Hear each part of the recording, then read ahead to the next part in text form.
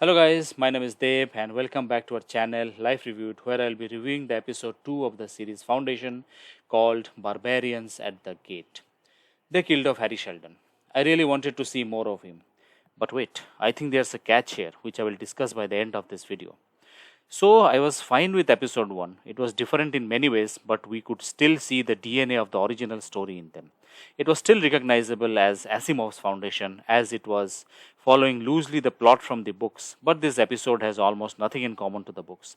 They just went off in a tangent in a totally different direction. A quick recap of what happened.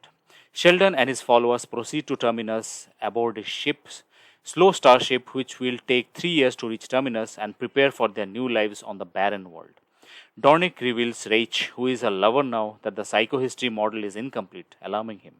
One night, Gale finds Rach fatally stabbing Sheldon in his quarters. Rach then ushers the shocked Gale into an escape pod and jettisons her from the ship. Meanwhile, the Empire investigates the Starbridge attack but is unable to identify its mastermind. Despite this, Brother Day opts for a public execution of all the delegates except the two ambassadors simultaneously with orbital bombardments of their homeworlds. I will say this again. It looks beautiful and it's well made, but it's going in a totally different direction. Now coming to the differences from the books. Sheldon never left Trantor. He was the first minister after Eto Demerzel resigned, and then after Cleon I was assassinated by a gardener. Yeah, a gardener, you heard that right.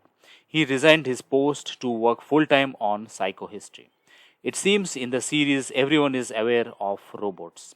In the books, people are not even aware of the term, and robots were a very dim and distant memory associated with the long lost Earth.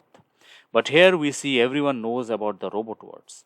And it is well known that Demerzel is a robot, and it seems that she is in service of the Cleons for many years, maybe even from the beginning of the dynasty 400 years back.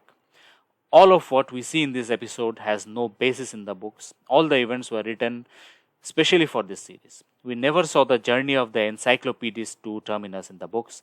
Sheldon was never with them. Rach was long dead at this point. His wife was missing, and Rach's daughter was a mentalist. That is someone who can read and control minds.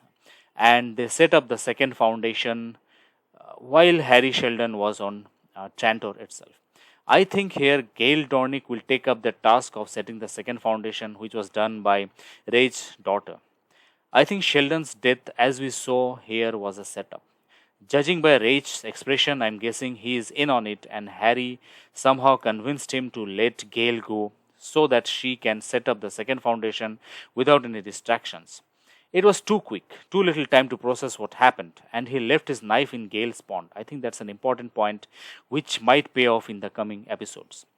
Rach and Sheldon's backstory seems to be totally different now. There seems to be some resentment between them. I would have preferred that they did not change it too much. I liked how it was in the books. I can see that they are trying to go in a totally different direction from the books, keeping the books as a basis, but it's clear now that they will be doing their own thing. I hope that at least they keep it recognizable and not change it too much, as we have seen how that ended for Game of Thrones. Eagerly waiting for episode 3. That's it for today, guys. Hope you liked this video. Tell me what you liked and disliked in the second episode down in the comments. And I will see you very soon in the next one. Goodbye and stay safe.